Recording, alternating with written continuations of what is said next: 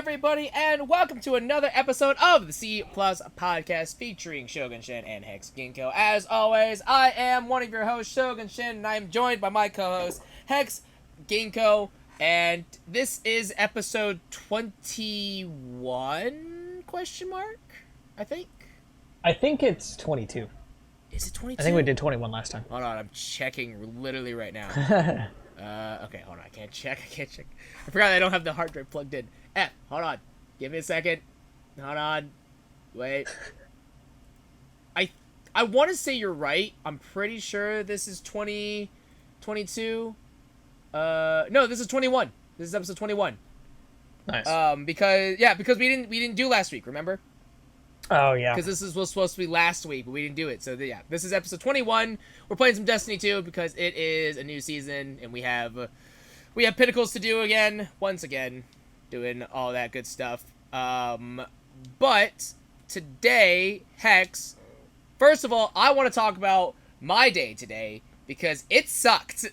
So my car broke down today, actually. I literally, not ironically, but literally I went to the store today to buy some groceries, and I'm driving back home, and all of a sudden I'm losing speed. Like my car's slowing down. I don't know why. I try to press the gas pedal, and the engine will rev, but it doesn't actually. But the car won't accelerate. That's a transmission issue, my friend. I guess so. But so I pulled over to the side of the road. No, I had that same thing. Yeah, I put my Your hazards transmission on. is dead. Yeah, I put my car in park, turned my car off, and then I was like, I'm going to try and start it back up, and then it wouldn't turn back on. And I was like, well, shit, now I'm stranded here on the side of the road, several miles away from home. So I call my mom, and I'm like, hey, my car broke down. Just want to let you know I'm about to call AAA to get it towed. And she's like, okay, just call me back when you get more information about it. And she's like, call Keith, which is a family friend of mine, who also is my mechanic for my car, because he specializes in old Mercedes cars. And so I call him, and because my mom was like, call Keith after you call AAA, because of he also does Lexus cars too, and my grandparents have an old, I think it's like a 2000 green Lexus, but it hasn't been driven in ages, and Keith was supposed to check it out when he had time, and so my mom's like, call Keith, see if he had a chance to look at the car yet, and then we can go from there. Because if if your Mercedes doesn't run anymore, we at least have another car that you can drive just in case. And I'm like, okay, I'll call him and I'll see what happens. So I call him and I'm like, hey Keith, my car broke down. Have you had a chance to look at the Lexus yet? And he's like, yeah, I had I looked at it, and I think as a quick inspection, he's like, there are several major problems with it, which is exactly not what I wanted to hear when I had the conversation. And from just looking at it, it looked like the radiator blew up, first of all. Second of all, there's no antifreeze or coolant in it, probably because the radiator blew up. And so now he's wondering, because of those things, he's wondering if there's any other additional engine problems that he just can't find right now. So, he advises to not drive the car, and I'm like, well, shit, okay, well, good to know. So then I hang up, I call AAA, and I put in my little, they ask, the automated questions, I put all that information in, and I'm on hold with them for 40 minutes. While I sit on the side of the road, on the curb, and it was okay. It was also kind of awkward though, because I'm on hold with AAA, and my mom calls me again, and I switch over to her call, and she's like, "Did you call AAA yet?" And I go, "Yes, I'm on hold with them." She's like, "Well, did the tow truck come yet?" And I'm like, "I don't know. I'm on hold with them." She's like, "Oh. Well, call me when you're done with that." And I'm like, okay. I don't know why I couldn't have been texted this, but okay, yeah, I'll do that. So I go back to my AAA call. I'm still on hold with them, and then I finally get a hold of a representative, and I'm like, "Hey, my name is Maxwell Chin. My membership number for AAA is this. I need a tow truck because my car broke down." And the lady's like asking me, "Okay, well, like, what, like, is there like an address that you're nearby?" I'm like, "Yes, it's this." And she's like, "Okay, what city are you in?" I'm like, "I'm in Lima." And then she's like, "Okay, let me get all of this recorded so I can contact the tow company, and I'll just be a moment." And I'm like, "Okay, sounds good." And then she hung up on me. And I'll be right back. Yeah. Fuck this guy. Yeah, and then so This shit's broke. So like I'm standing there and I'm like, what? At first I thought I misheard, but like when my Did you already grab all of these? No, I didn't. But when my with my phone, when I'm on a phone call, if someone hangs up on me, it beeps. Like and that's how I know that like, oh, my call has ended. And so I heard the beep, and at first I thought I misheard it, and then I looked at my phone, and it's like, "You just finished a call with this person. Do you want to add them into your contacts?" And I go, "No, I want to." They hung up on I me. want to get my car towed so I can go home.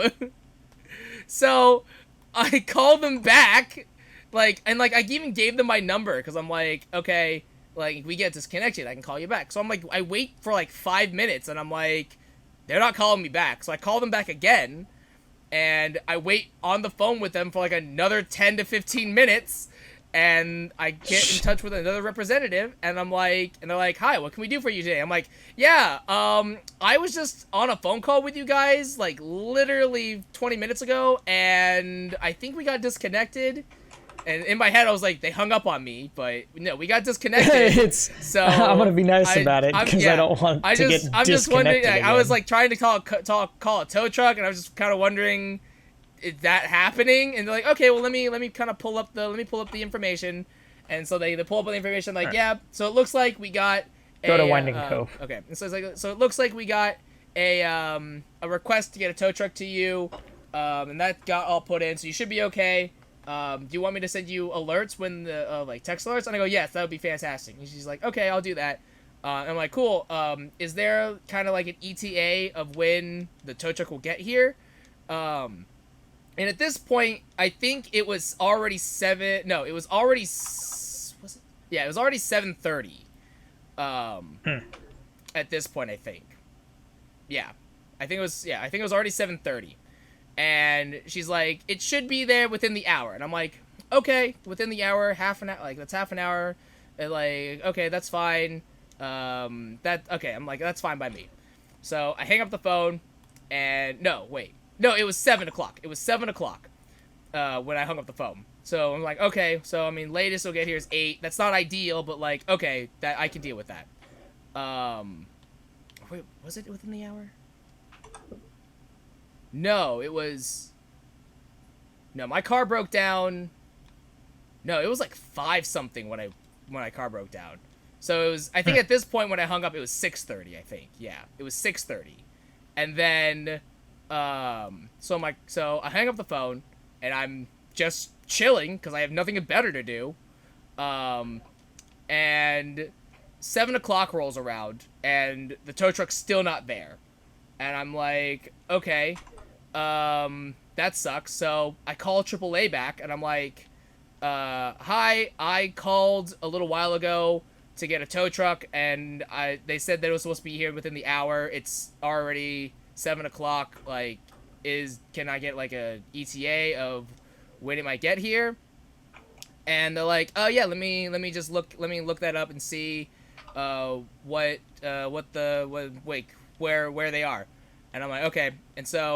And they're like, yeah, so we have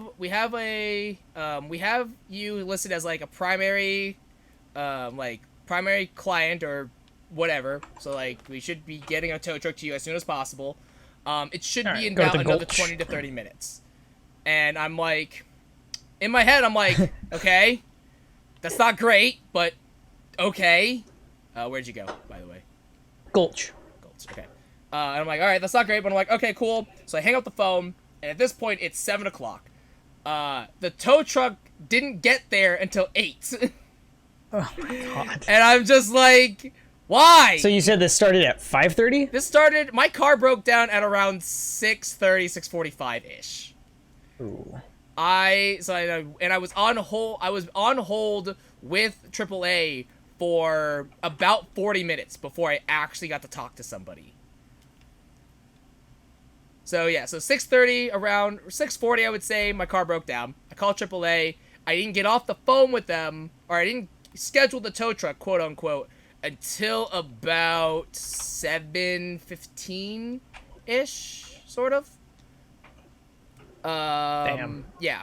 And then they said I said within the hour. It was within, like, the half an hour. So it was within half an hour. So it should have been there at, like, 7:45 latest. 7:30 rolls around. They say it's going to be another 20 to 30 minutes. So then by 8 o'clock is when the tow actually came to get my car towed.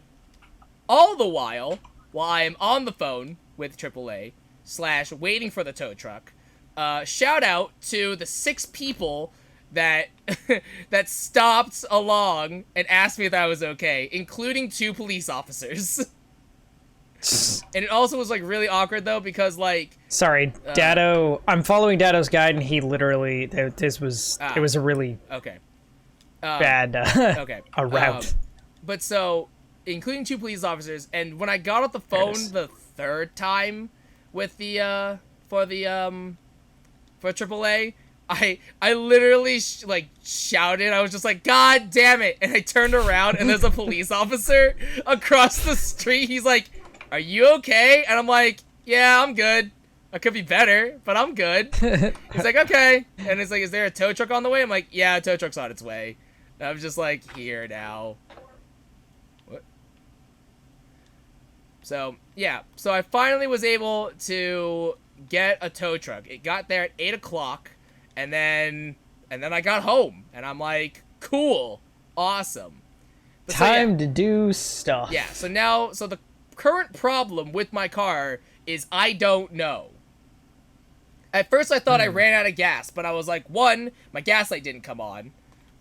2, typically when I need to refuel in gas, I typically have already driven like 270, 280. And I was at 251 miles so far. So I'm like, I'm still at least 15 to 20 miles out from... Right, your car is so old you don't have, like, a gas I don't have stage. gas mileage. My gas mileage is non-existent with my car. But so I'm like, I was like pretty certain I didn't run out of gas. But like, I wasn't sure. And then while I was waiting for the tow truck, a guy stopped, and he's like, and I explained to him the problem. Because, like, the problem was literally, like, I'm driving, the car all of a sudden starts to slow down, and me hitting the gas pedal revs the engine, but there's no acceleration whatsoever. And I'm like, well, shit. Okay. But so the guy, like, that stopped to ask me if I was okay, he's like, okay, did you try, like, and, like, will the car start at all? And I'm like, no, it'll crank, but it won't turn over. And he's like, okay, well, did you try, like, have you tried maybe, like, pumping the gas pedal a little bit the moment you turn the key? And I go, no, I haven't tried that. And he goes, okay, well, give that a shot, and see if that does anything. And I tried it, and, like, it almost worked. Like, you could hear it try to start for a brief second, but then it just... My car used to do and that. then it died again. And he's like, oh, like, okay, that sucks. Like, it sounds like you have, like, a battery problem. And I'm like, well... At least I know I'm not out of gas. That sounds like a whole culmination of other... Yeah. That's a lot of shit. Yeah, and I'm like, well, I mean, at least I know I'm not out of gas, I guess. So there's that. So, yeah. So finally, the tow truck came, and then I went home. And now my car sits at the base of my driveway in my front yard. Well, that's good. So... that's my day today. It also sucked because, like, so I went to the store and I'm driving home, and that's when my car broke down. Literally, my car broke down, and the moment I called the tow, I hung up, and I literally said to myself, I was like, I knew I shouldn't have left my house today. I knew for a fact, because I was, like, literally thinking about it, of, like, oh, I could go to I need to go to the store today, but then I thought, I was like, I could just do it tomorrow, but then I said to myself, well, if I keep putting it off, then I'm not going to do it, so... I should just go to the store now, and then And then this happened, and I'm like, well, shit. Oh wait, What an actual this pain. Yeah. Why is our podcast called C+? It is because the Hex and I have a little organization that we have established together called C+ TV. So we are C+ TV, and this is the C+ podcast. We haven't had a whole lot of opportunities to really build that out. Yes. But we do want to. Yeah. It's all in the works. It's just it's a work in progress. It takes a lot of time and effort and a lot of other things, really. Commitment, really. Yeah. It's mostly time. Yeah, mostly time. But yeah, so that's my day today.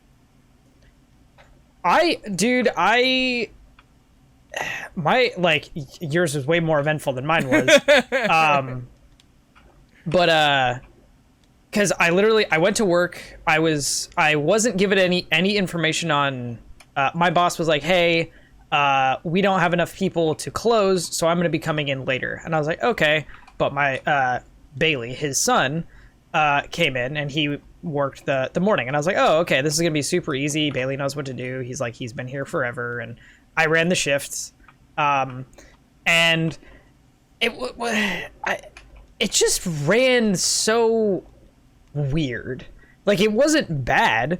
It was just, it ran slow considering everybody there knew what they were doing. And I don't know, maybe it was just me not paying attention. It was just like, I didn't get people on breaks until way later than I wanted to. And then, I didn't get out of there until like 3:15, which I usually get out of there at like 2 to 2:30. And I could have probably gotten out of there earlier. And he showed up. So we usually don't get anybody else from 10 to 3 o'clock. Sometimes Justin, who is another coworker and now my roommate, he comes in between 10 and 11. So sometimes he gets there a little earlier. I think he's scheduled for 11. So we have 2 people coming at 10 and 1 person coming at 11. So Kieran, my boss, was coming in at 1. So that would be 1 extra person that we normally don't have. And the actual like shift leader for the shift manager for the entire day, Joe, comes in at 3. And so that's 5 people. When we usually only have 3 and then 4. I still didn't manage to get out of there early. I can't imagine that Justin got out of there any earlier. It was just weird. Like, I don't know if it was mismanagement or it was just a weird day, because everything got done really smooth. It was nice. It was just like, I feel like things are taking a lot longer than they should be right now. Slow. Yeah, and it's not like business was even very busy. We had a catering order that it was only 3 pizzas, and it was not hard. Like, I got them taken care of and out of the way, like, super fast. And I didn't even have to take them anywhere. So it was just like, all right, everything's done. Can we go home now? Can we go home now? That is pretty much my day. Huh. And then I had to run to the bank, which is always a fun time. Fun for me. Yeah. Ooh, wait. I'm getting notifications for PS5s that are dropping. Oh man, Amazon's price dropped from $890 something to $878. Ooh, nice. You want to buy one? Not really. Yeah, neither do I. Not at that fucking price. I got close-ish to buying one time. It was just like you log in the store and then you have to wait in like the virtual Oh, line. yeah. Dude, I had 3 in carts ready to go. I've had 3. Oof. Big oof. By the way, there's a just beacon don't over care. here, by the way. Where's over here? Near the lost sector. That might be the last one. Oh, it's the last one? Yeah. Okay. Yeah, this is the last one for this area. I was like, ooh, hey, I found one without looking at the guide, and then I was like, fuck. I don't know where in the guide I am now. All right. Yeah. Okay. Okay, but so in other news, the Spider-Man trailer, it came out. Oh yeah. So let's talk about that. I watched it yesterday, and I'm excited for it. I'm excited. It looked good. I was very excited for I don't know the actor's name, but the guy who played Doc Ock. Alfred Molina. Alfred Molina, that's it. I kept wanting to say his name was Peter Molyneux, but I'm like, that's not right. That's not even remotely the same person. There's something about that. I'm like, I don't know what it is, but that's not There's correct. something that's in not here. His name. It's totally wrong, but it feels right. Like, I knew it was wrong, but I'm like, I don't know what his name is. Do you know who Peter Molyneux is? Yes, he's the guy from Fable. Yeah. Yeah, like, right. but that's exactly why I was like, it's Peter Molyneux. I'm like, no, that's the guy that made Fable. That's not his name. What's his name? Starts with a P. His first name starts with a P, and his last name starts with an M. I know that much. But yes, like, Alfred Molina. Very excited for that. Yeah. So what else did you... I've already broken this down, so I want to know what you saw. Like, what really caught your eye? Aside from, like, the obvious. Because it was loaded with stuff. Yeah, it's loaded with a lot of stuff. Also, this is going to be a spoiler-heavy section. Yeah, a little bit. If you don't want to watch this, or hear about this, or, like... This is about the Spider-Man. We're gonna talk about Spider-Man No Way Home trailer. We're gonna talk about Spider-Man No Way Home, and if you don't want to hear about it, you're gonna either want to tune out. It's probably gonna be like I imagine that it's probably gonna be gonna be like half an hour. I'll flash my hands when we're done talking about it. Yeah. But we're gonna talk about that, and we'll put the trailer in the link dump. If you want to watch it, it's very good. It's very good. I liked it a lot. As far as like analysis goes, I'm too smooth brained for it. Okay. But there were a couple things where I'm like, oh, is that might be, what is that? And stuff like that. First of all, the first thing was, I like so, I love Doctor Strange. Doctor Strange is probably one of my favorite Marvel superheroes. I hate not how he's portrayed in the movies, but I hate how magic is portrayed in the movies. Because with and this is the problem that I had with the original. His magic is just Inception. Yeah, like it's all just Inception. But then it also bothers me because like the whole point of magic, especially when it's talked about in like the Doctor Strange comics, is that magic always comes at a price. Like you always have, it's like whatever you do, there's always some sort of reaction or price repercussion that you have to pay for whatever magic that you use. And well, I mean, in that sense, like, to be fair, the magic that you have been reading and the Doctor Strange that you have been reading is a more modern take on it. Yeah. So these stories are a little older, especially his origin story. So not that that's an excuse for it to not have like consequence, but that might be one of the reasons why it's not as prevalent. Yeah, maybe. But even still, though, it bothers me that like there really isn't.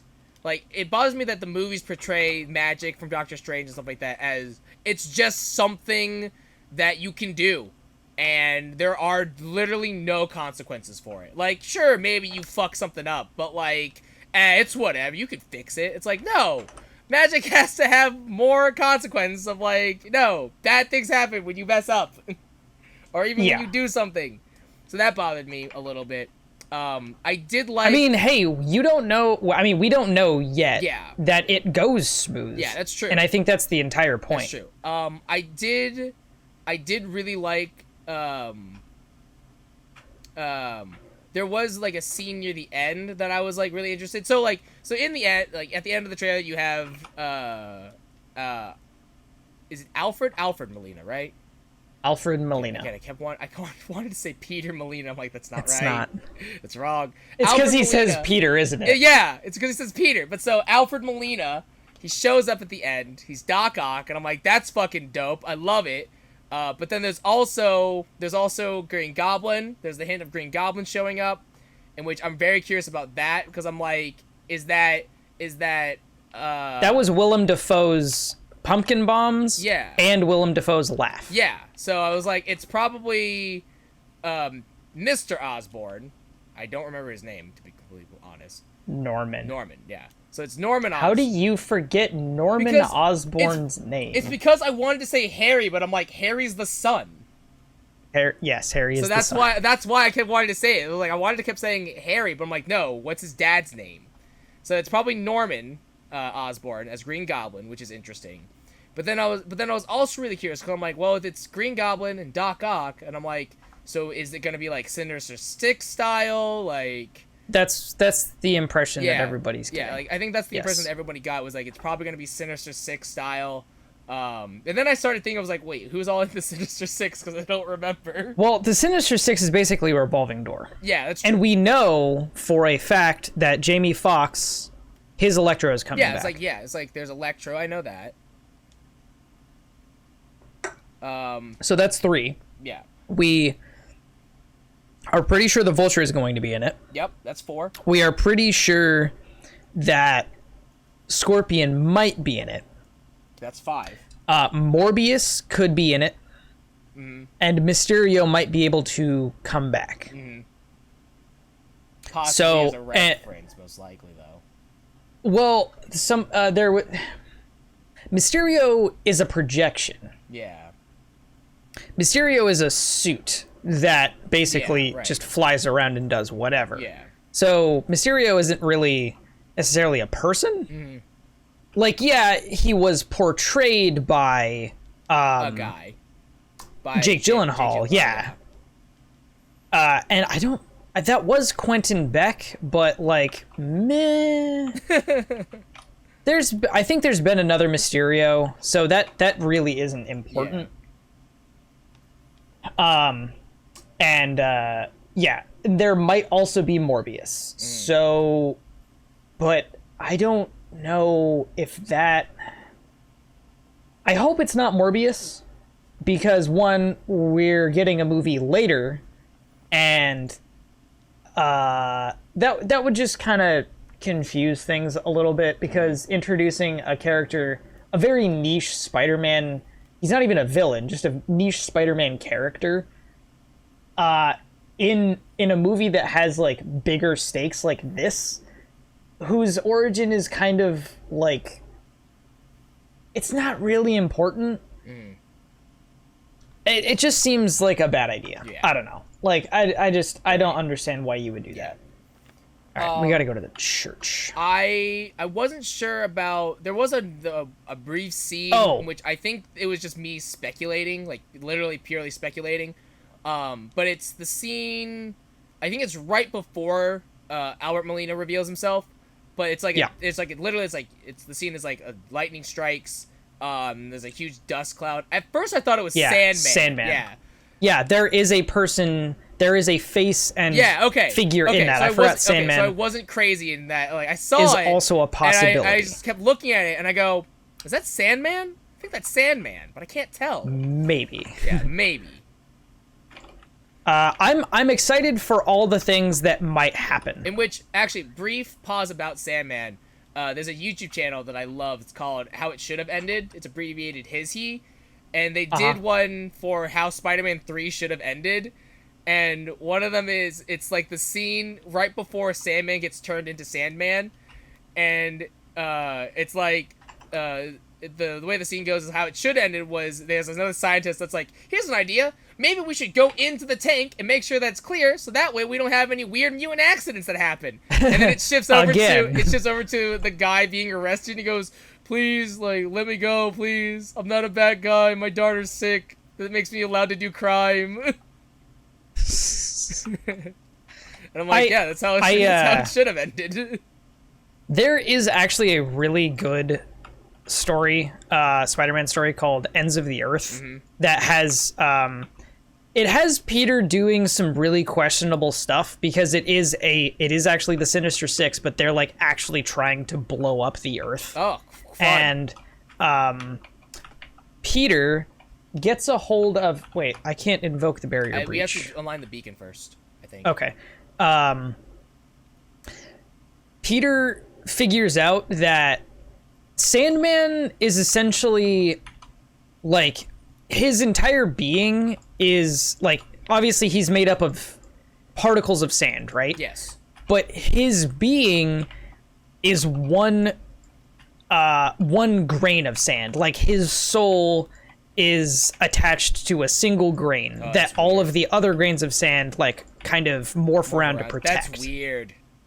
And so, Spider-Man isolated the one grain of sand So fucked up. and threatened That's to... actually so messed up. he, like, kept him in a jar and threatened to pour acid on him God. until he told him, like, what the information he was trying to get. And it's like, God damn. That's so dude, metal, but that's so terrifying. It's really cool, but you're like, fuck, Jesus, all right. man. Yeah. Anyway, so off that tangent. So this is looking like an adaptation of the Brand New Day storyline, which is obviously Doctor Strange wiping everybody's memory of who Peter is. And in the more recent comics, it's kind of being taken apart because people have found out who Peter is. Yeah. And as a result of other people finding out who Peter is, everybody's starting to kind of, like, remember a little bit. But it also looks like they're taking the Mephisto aspect of that kind of two-part thing out of the equation. Yeah. Because before Doctor Strange made everybody forget who Peter was, or that he was Spider-Man, Mephisto decided, or he went to Mephisto and was like, hey, Aunt May's gonna die. Yeah. Can you make that not happen? And we'll give you our marriage, that being Mary Jane's and Peter's. Yeah. And everybody hated it. So it looks like they're just completely skipping over that, which I think is a good idea. Yeah. Also because they're in high school, so that's not even a thing. Yeah. Which is, it works. And especially because Doctor Strange is going to be ramping up a lot soon. Especially with his new movie. Yeah. I'm really excited. It should be pretty damn awesome. Same, yeah. I saw, this is a small brief change. There's no, like, this isn't me analyzing anything. I saw a Twitter post, and it was, I stand for the MCU, which was the Marvel Comfy Universe, and it's literally just screenshots of all, like, the superheroes in, like, sweats and stuff, because in the trailer you see Doctor Strange just, like, in sweatpants with a parka, and he's got the code of limitation, and I'm like, oh my god, I love it. I'm so about it. The Marvel Comfy Universe. Yeah, I was like, that was a really cool visual thing, and I'm sure it's just gonna be like a little one-off gag of like, oh, haha, like my stuff is messed up because of all of this. Magic is making this. That was pretty cute. I like their little dynamic. I've liked it since Infinity War. I was always a big fan of it. Yeah. What else was in that trailer? We have Willem Dafoe. Oh, did you ever watch Daredevil? Yes. Wait, which Daredevil? Not the animated, the Netflix show Daredevil. No. One, you should, because it's really good, and two, you definitely should, because there is, apparently it was confirmed that the actor who is playing, or who previously played Daredevil in the show is going to be Matthew Murdock in the Spider-Man movie. Oh, interesting. Okay. It's not confirmed necessarily that he is going to play Daredevil, but Matthew Murdock will be in the movie. Okay. Which is awesome. That's cool. And also, he's so good. I highly recommend you check that out. It was awesome. I love that show. I cannot sing its praises enough. I am wondering, because of all of this multiversal hullabaloo that happened as a result of Loki and such, if all of this is going to be a multiversal thing, or these characters just already existed. But I had a theory, and it was mostly when you were thinking you were confusing Alfred Molina's name with Peter. Right. Because he said Peter. Yeah. I'm wondering if which Peter he was talking to. Yeah, so that's another thing, is that I actually saw, I'm pretty sure Andrew Garfield and Tobey Maguire are going to be in this movie. There is a leaked photo on yeah. set of the both of them together with their masks off. Yes. So right. Over here? Yeah. Sorry. So I'm wondering if, I'm assuming it's going to be obviously like a multiverse sort of deal. Obviously. But then also it's going to include all of, the old Spider-Men. Yeah. And stuff like that, which is really, really cool. But then at the same time, it was actually really interesting because I saw another person tweet about it, and they're like, my favorite thing about Spider-Man No Way Home is the thought of two people with two British people with accents having to fake two American accents in this film. Constantly. And Tobey Maguire. And then Tobey Maguire. Because he's also there. Yeah. Oh, Toby. Toby. He was a good Spider. He honestly was a great Spider-Man. I don't hate him. Yeah. The thing about those movies that you have to understand is they are Sam Raimi movies, which actually means a lot when you say it. They're made a specific way. Yeah. They're campy and dumb and fun. Yeah. But that's the intention. Yeah. And that's because it's a Sam Raimi movie. If you look at The Evil Dead is a very famous franchise. He made it, and it's dumb and campy and fun, and people love it. And his whole thing is if he has one trope, it's that he loves women screaming into the camera. That's his favorite thing. And in every movie, there's a woman who just runs up to the camera and just screams into it. And it's really funny. When you start to understand his directing style, it's just he made great Spider-Man movies, but then he made them for himself when you really look at it.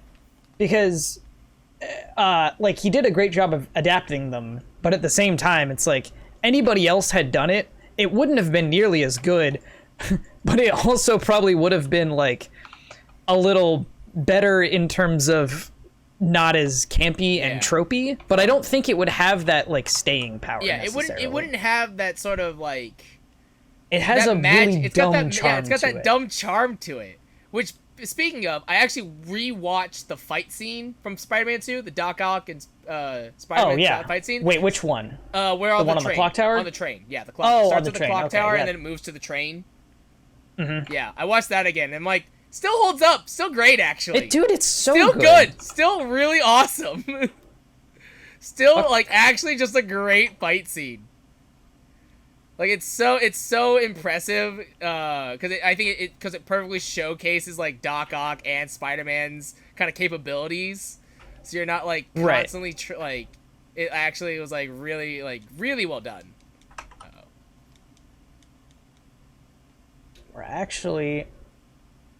We're almost done. 1, 2, 3, 4, 5. Where in the Dado, your cuts are so frustrating, my guy. Which is odd, because he's usually so good at editing. He really is. All right, this is at the very beginning. Well, I'm also doing this without audio. So that's partially my fault. but also, goddamn, dude, help me out. All right. That's the church, so we want to go this way. We need to go back to the beginning. Okay. Yeah, I am really excited for, like, I really have not been super excited about anything MCU related. Yeah. Like, I love Marvel comics. I think they're awesome, and they're some of the better comics that are coming out in terms of, like, modern, readable, good quality stuff. DC's kind of, like, had it a couple years ago, and it kind of drifted away from them. But and now, like, Marvel's like, all right, we're just gonna get all of the best talent, and we're just gonna throw them on books like Daredevil and Thor and all Spider-Man and Hulk. Like, those are the biggest selling books right now. Venom, anyway, and so the comics have been good, but the MCU, I didn't watch Falcon and Winter Soldier. It really, I heard it's good. It didn't. Like, I did hear it's good, but decent, as of right now, I'm like, yeah, it doesn't really do much for me. yeah. I'm gonna give it a shot at some point. Just right now, I'm like, I don't really care. I don't need that at the moment, and so we'll. What was the other ones?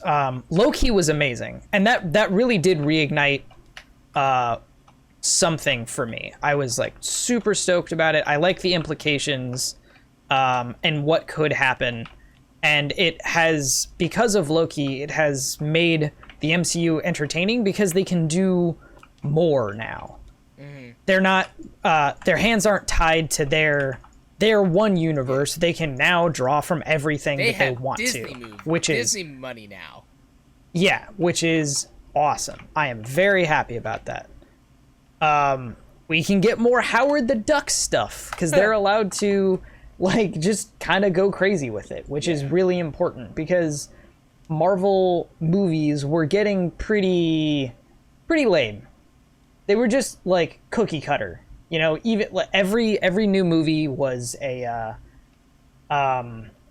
origin story, and then you get the second movie, and the second movie always blows ass. You know, Yeah. except for Winter Soldier, like, that movie was actually really good. But that's, you know, like, Iron Man 2, that one sucked. Yeah. That's not great. Ant-Man 2, that one sucked. I didn't watch Like, Ant-Man 2. I didn't either, because I knew it sucked. You know how I knew it was gonna suck? Because frickin' the villain is a character, is a one-off character. I think that character was in 4 issues of Spider-Man. Ooh. I can't remember their name. I think it's just Ghost. And this character... I think you're right, yeah. I think it's just Ghost. I think you're right. Yeah, and all they do is corporate espionage. That's all he does. They changed Ghost's gender for the movie, and that's cool, like, awesome. It doesn't like add or take it or anything away from the character. I don't know if they changed the actual, like, name of the character, or, like, aside, like, they made them a different person and then just gave them the Ghost moniker, because they like to do that sometimes. I don't know anything about that, but, like, who cares? I don't. Ghost doesn't do anything except steal documents for people who pay them, and Ant-Man is fighting them. Like, why? Because Ant-Man has villains, but, like, Ant-Man doesn't need his own, like, trilogy of movies. There's going to be a 3rd Ant-Man movie. Did you know that? No, I did not, actually. Yes, it's called Quantum Mania. Fun. Does that sound necessary to you? It sounds very science-y. Yeah. I mean, I'm not trying to bag on it before it comes out. Like, It's it's one of the things where it's like, why though? Yeah, it's just how many people are they really selling this to? Yeah. You know, how many people are like, man, my favorite character you know what is I Ant-Man. want is another Ant-Man movie. Is an Ant-Man trilogy. There's a Spider-Man trilogy. There's a Thor trilogy. There's an Iron Man trilogy. A Captain America trilogy. There better be a goddamn Doctor Strange trilogy. I'm gonna be pissed. But I don't know. Like, really, Ant-Man is the one guy that you're really throwing a bunch of stuff in, because Kang the Conqueror is going to be in that movie as well. He's like the big bad villain, and it's like, okay, I don't really recall him being much of an Ant-Man villain, but I haven't necessarily read a bunch of Ant-Man. He's just a guy, you know. It's getting to the point where they're just throwing in important villains into unimportant characters' movies. Yeah. I don't know. And that's why I am so excited for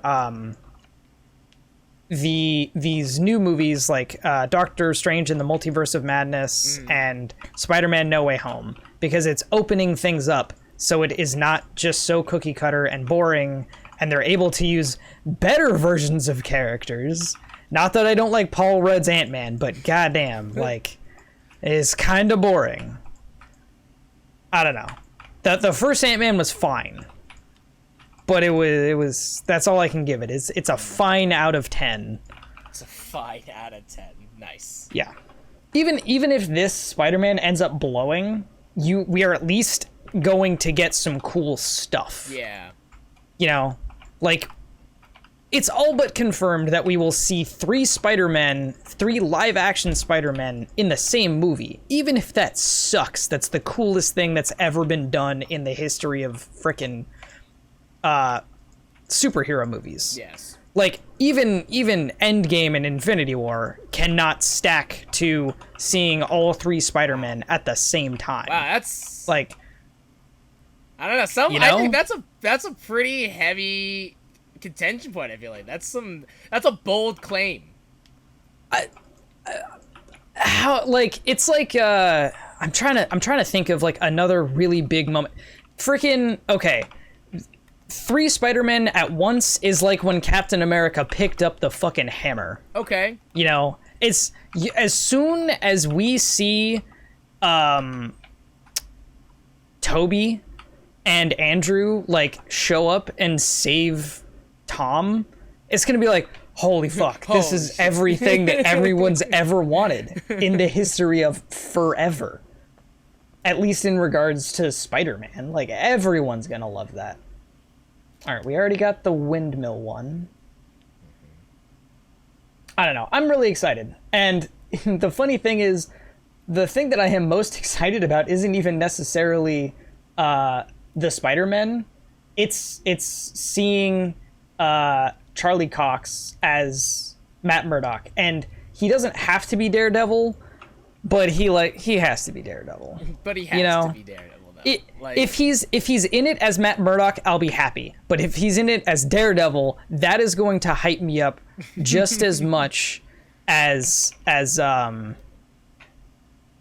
seeing all 3 Spider-Men at the same time. I don't know. That Into the Spider-Verse was awesome, and we actually just rewatched it last night. Oh yeah. And it's so good, but there's something different. I don't know. There's something different about having the live-action Spider-Man that you grew up watching, and then the one that you saw in high school, and then the one that you have now. Like, they've never done that. I saw that Spider-Man 2 came out 17 years ago. Yeah. I saw all of those in the theater except for Amazing Spider-Man 2. I don't think I even watched Amazing Spider-Man 2. What was Amazing Spider-Man 2 about? Amazing Spider-Man 2 was about Harry Osborn and Electro. Oh, right. Okay. Yeah, I didn't see that one. I saw Amazing Spider-Man 1, and that was it. Most people hate it. I never saw 2. It is because it was because of how 1 ended. I was like, this is trash. This is bad. You should probably watch Amazing Spider-Man 2, but you don't, like, it's not important. It's only important because you should see Jamie Foxx as Electro. Okay. And that's pretty much it, you know? I don't know. Oh, we're so close. I remain unconvinced. Well, I mean, it's just so that you can see Electro. Okay. That's it. It's Okay. there. Other than that, there's no other reason. Okay. Yeah. Okay. It's not wildly important, but at least you can be like, oh, hey, it's the Electro that I saw before, and hopefully this one is better. Not that Jamie Foxx did a bad job. It's just like he was a mediocre villain in a bad Spider-Man movie. Yeah. You know? Yeah. It's like, yeah. You just hope that his performance is better. It was Yeah. okay. It's like you just wanted to be better. It can always be better. All right. All right. Is Have there anything the else we last want to talk one. about for the trailer? I can't think of anything. Okay. All right. I'm gonna flash my hands to signal that we're done talking about it. All right. Another thing that I actually want to talk about was this stuff that I found out yesterday. But apparently Wizards of the Coast, which is the company that makes D&D and Magic the Gathering, those are two of the most notable products. They did a showcase they either did a showcase yesterday or they did a showcase Monday. I'm not entirely sure which, but they released, basically they gave like an overview of their upcoming Magic the Gathering sets. And, one of the sets, which I was very, very, very surprised about, and which I don't know how to feel about it, is they are going back to a place called Kamigawa. Innistrad. Innistrad, yes. Which I don't really care about Innistrad. It's more of those things. Innistrad is one of the things where I'm like, man, they really like vampires and werewolves, huh? Okay. Yeah, because it's dope. Like, okay, that's cool, I guess. Because another thing is that they've gone back to this will be the third time they've gone back to Innistrad. Typically, they only go back to any 3 times. Yeah, but Zendikar had really, really pretty landscapes. So that's really the only reason people go back to Zendikar. It's like, oh, you get really pretty lands. That's awesome. Innistrad doesn't have that. Innistrad has vampires and werewolves. Yeah, because they're dope as shit. Yeah, sure, why not? I mean, it's fine, whatever. It was cool, but like typically they only go back twice, and it's like, okay, I don't know why we're going back a third time, but sure, why not? So there's another plane that their sets take place. It's called Kamigawa that they originally released back in I think like 2004, 80s, 2005. Right? No, much more recent than that. It was like 2000. I think it was like early 2000. Is where when the original block released. That being said, they are now apparently going back to Kamigawa, which I'm like, fuck yeah, because Kamigawa's dope. I love that set because it's all feudal Japan, like samurais and ninjas, and I'm like, oh, that's so cool, it's awesome.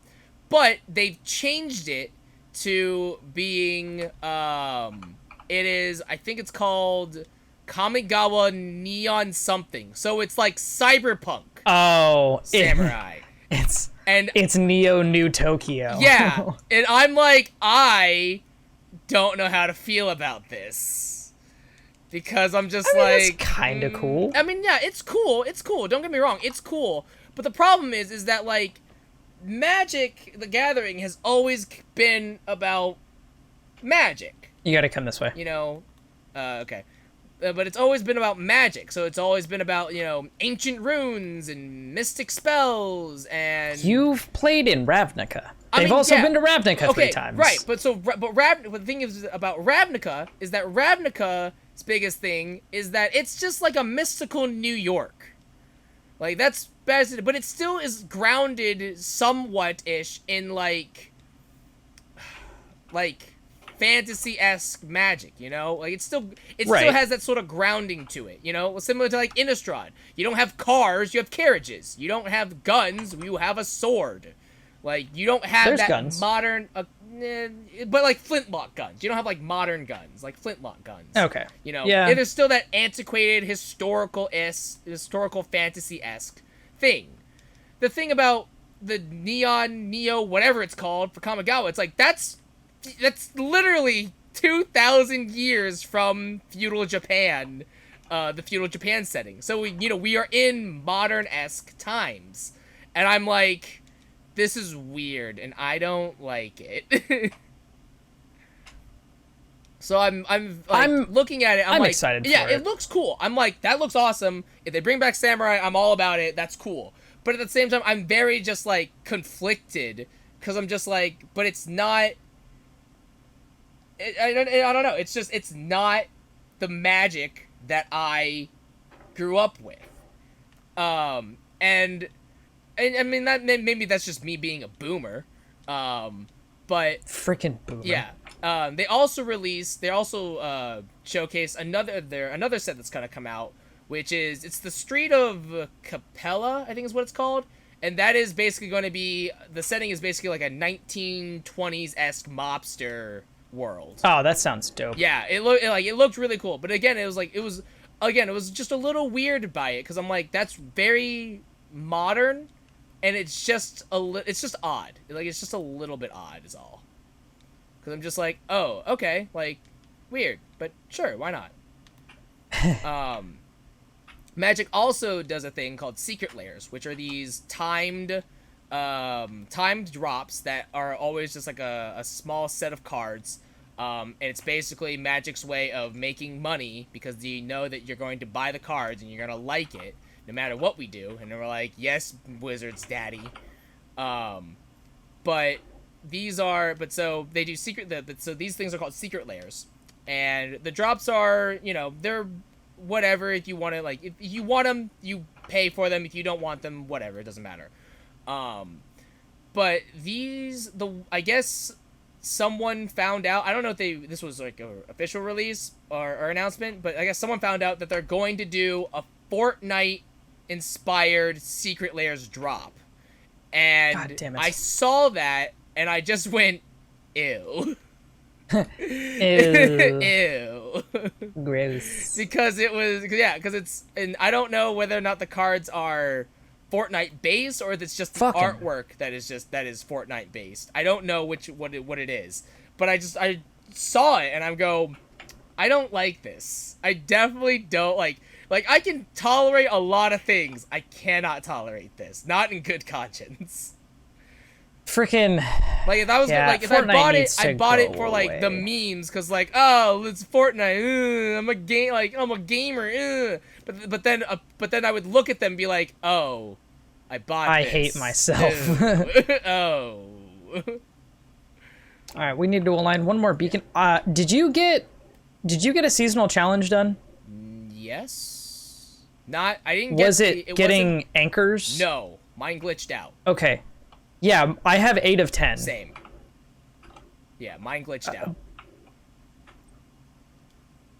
So, okay. Unfortunately, that I don't think is gonna get completed. Okay. Because mine also says 8 of 10. All right. And I was like, I know for a fact that we got some yesterday. Yeah. When we came in here today, I was at 1 of 10, and I was like, well, I picked up 3. Yeah. So I'm pretty sure I know, where we missed some. Yeah. Or exactly which ones it didn't count. So yeah, same. That's a little frustrating. Yeah. And the only other thing that we have to do in here is, I think, just align this beacon, because I have beacons aligned 5 of 6. Okay. So hopefully this works. Okay. Yeah, and so I was right.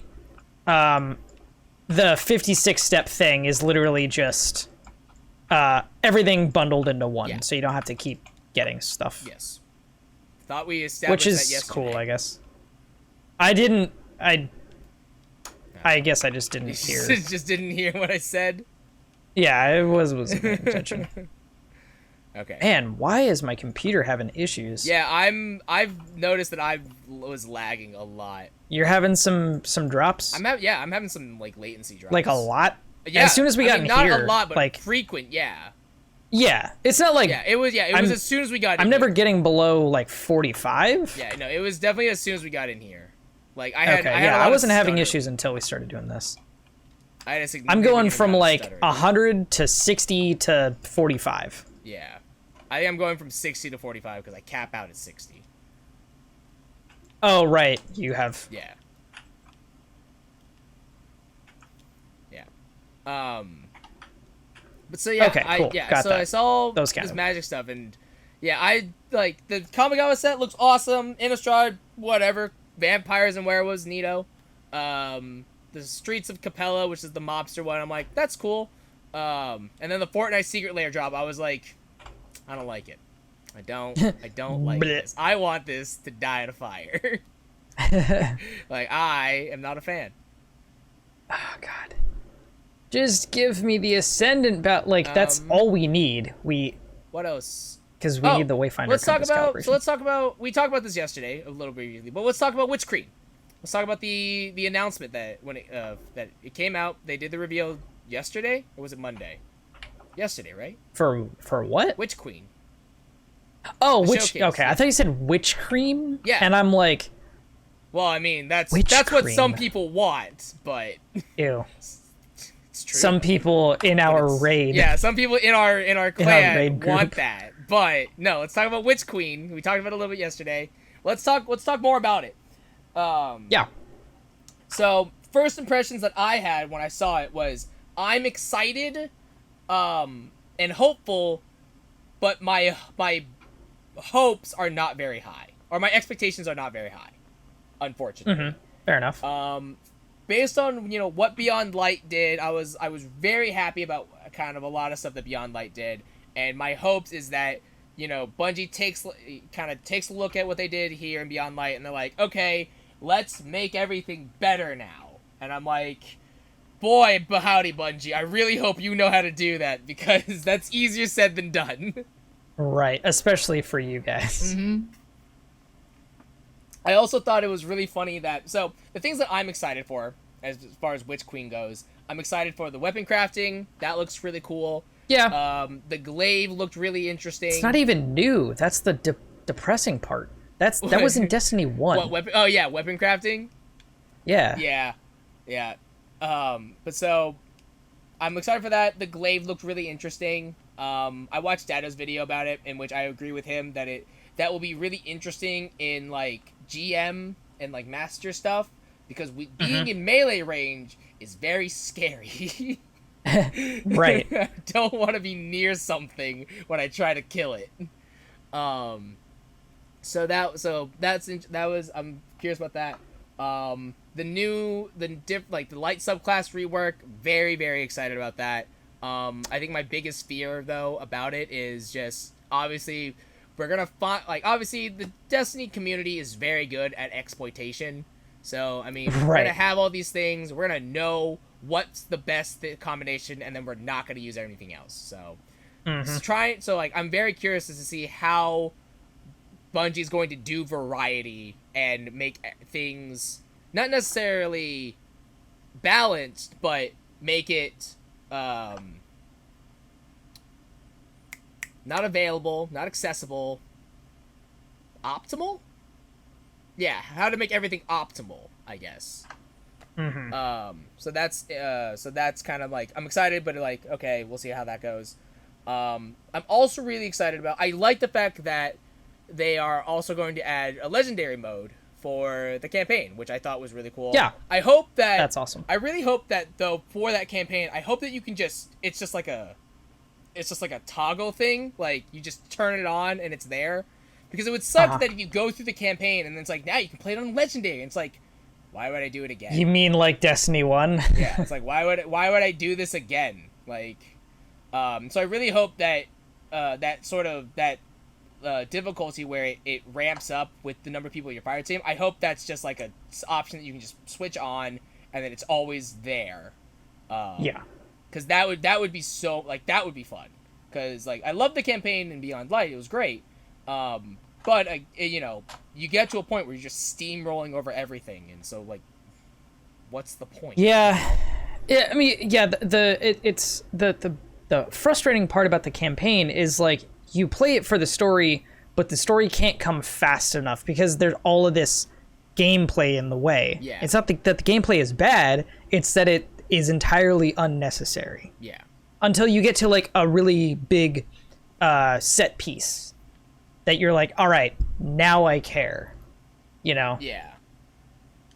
Um, Yeah, and it is. Man, it'd be super personally, fun I find to do Legend. I find it frustrating to do the campaign and to really be invested because again, you're just steamrolling over everything. So like, Yep. you know, getting to a boss that you're supposed to lose at, quote unquote, but you're nuking it down in a couple seconds. It just takes me out of it because I'm like, well, I mean, I nuked the boss, like, well, but you quote unquote lost, and I'm like, well, okay, I guess, whatever, cool. I feel like that's not true. Really, whatever. I feel like that's not right, but whatevs, I guess. You lied, but yeah, whatever. Okay, yeah. So I'm very curious. I'm very, very curious about that. And I will admit, I find a weird sadistic satisfaction of the animation of taking a ghost shell and then just crushing it with your hand. It's a weird sadistic satisfaction of like, yeah, I like this. This is nice. This is awesome. Hells yeah. Creepy. Well, sure. All right. I don't know. I like that you just like, yeah, sure. Those are opinions. Yeah, that's a normal thing that people do. This guy's crazy.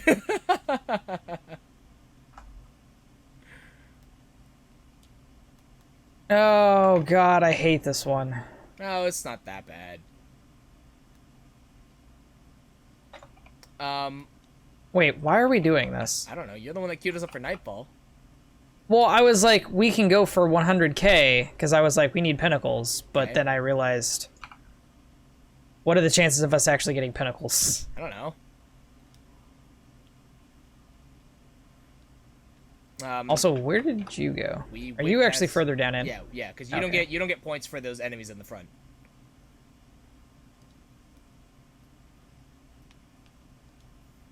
I feel like it's just a thing that we need to just queue up with people that we know for these. Yeah. Yeah, probably. Let's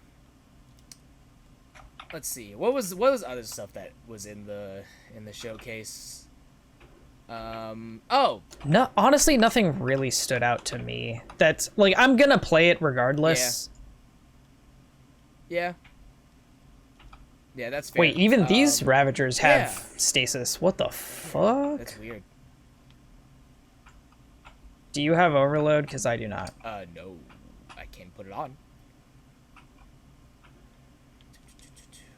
Trying to think here. There was another thing that I was very interested in as far as like Shit. The showcase went, but I don't quite remember what it was. Oh, I'm not gonna care until they give us SRL. SRL? Sparrow Racing League. Oh, yeah. Agreed. I would also agree with that, honestly. Oh, Gallowhorn's coming back. That's exciting. Oh, yeah. Yeah. But that's not even tied It's not directly even, to the not expansion. even tied to the expansions coming out in December. But, you know, hey. Gallowhorn, though. There is a rumor going around that there will be a Halo event. Interesting. In which you go to the Halo, That's the first cool. Halo, that there will be Halo-themed armor sets and a couple of Halo-themed weapons. That's legit, actually.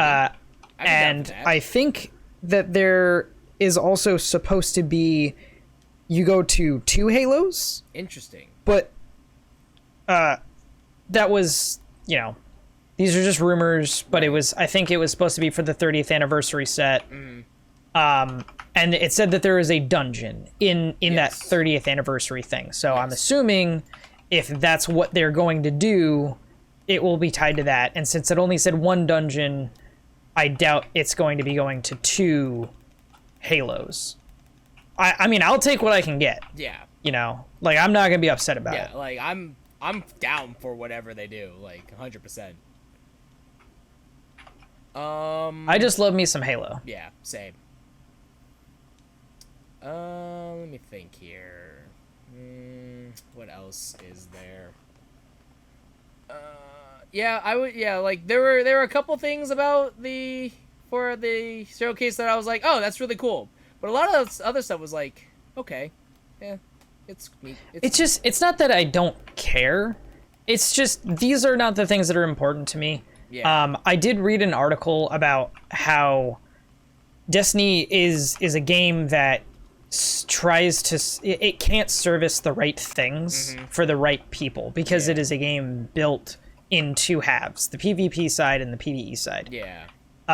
And it's interesting because they want you, their whole goal is that you get a gun in the raid and you can use that gun at any time in PvP, right? They don't want to have to balance stuff in a specific way because they just want you to be able to go here and it's always going to function the exact same way. And then that creates issues because like stasis is too powerful in PvP and then they nerf it and it's like, well, now it doesn't do shit in PvE. Yeah. So, or you know, like as not that that's entirely the case because stasis is good in PvE, but you know, it definitely got hurt once it got nerfed for PvP. Yeah. To balance things out. And like there's a lot of exotics now that don't get any play because they were either nerfed into the ground because of PvP and then PvE was just like, well, now it's even worse for us and we barely even used it then. You know? So it has note that like some exotics don't have any place because they can't be used in PvP. So where are you going to use them? You know? Why'd we do that?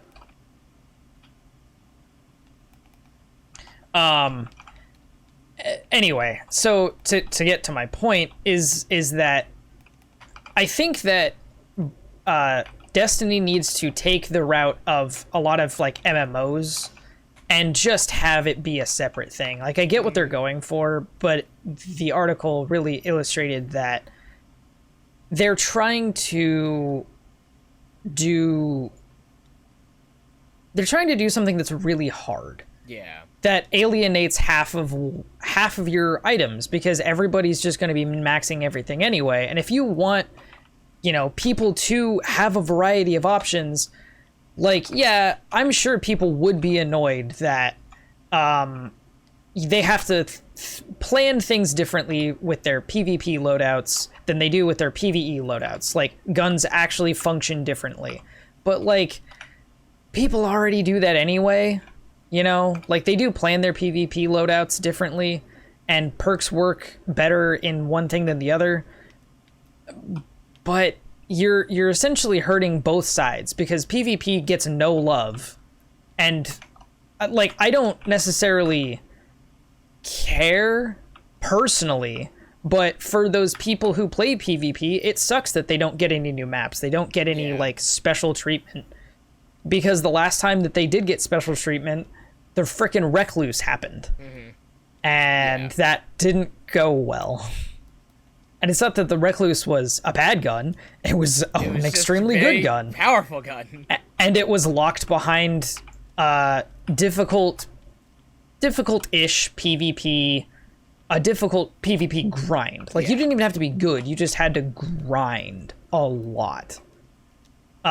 Just to get that gun. And it's like, that's not really fun for the people who don't regularly play PvP. So I don't know. I think Bungie definitely took the wrong lesson from that. And I hope that in the future that they don't do a PvP centric season like they tried to do with Gambit, because that also did not work well. People, for the most part, really didn't like, what was it called? Season of the Drifter? Yeah. Season of the Drifter, yeah. Yeah, people didn't like that. It didn't go well. Also, Gambit just fucking blows. Yeah. When it first came out, I was like super about it. Yeah, it was really like it's fun. It's a fun concept, but then when you do it, then but then it just showcases.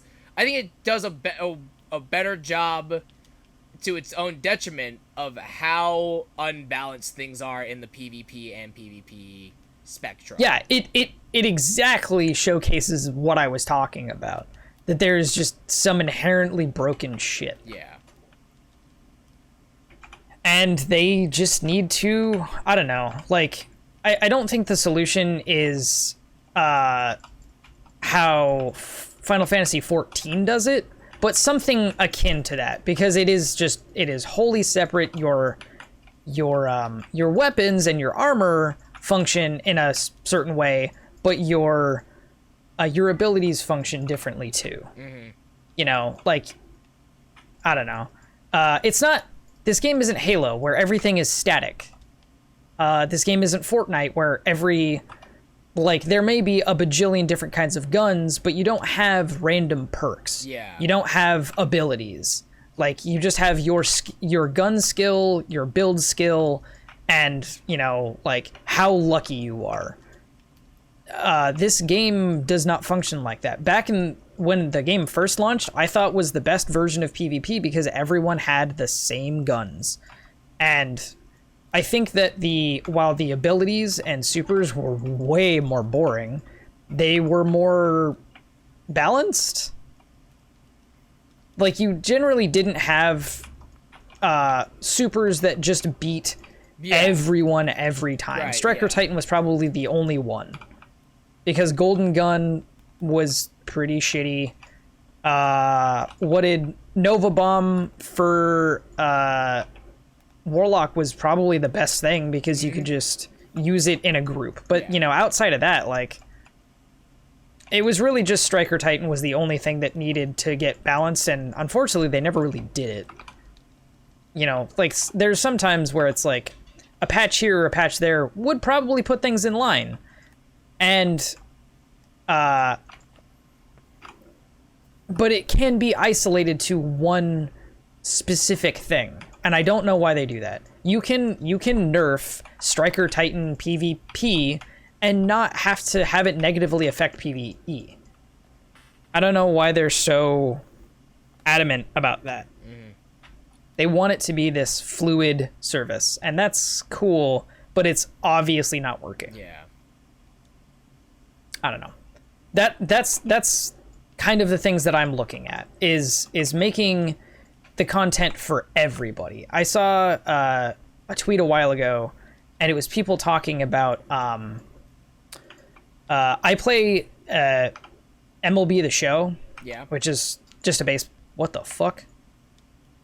Which is a baseball game, and I really enjoy it. And there's a lot of people who are really upset because the offline, not multiplayer aspect, there's like a franchise mode, there's a like create your own player mode, and then there's the mode that everyone plays the most of, which is called Diamond Dynasty, which is basically you get cards of players, like current and old, and you basically build your fantasy team. And that's really all the content and time and effort that they put into it. And granted, that's the mode that I play the most, and I actually, it's the only mode that I play.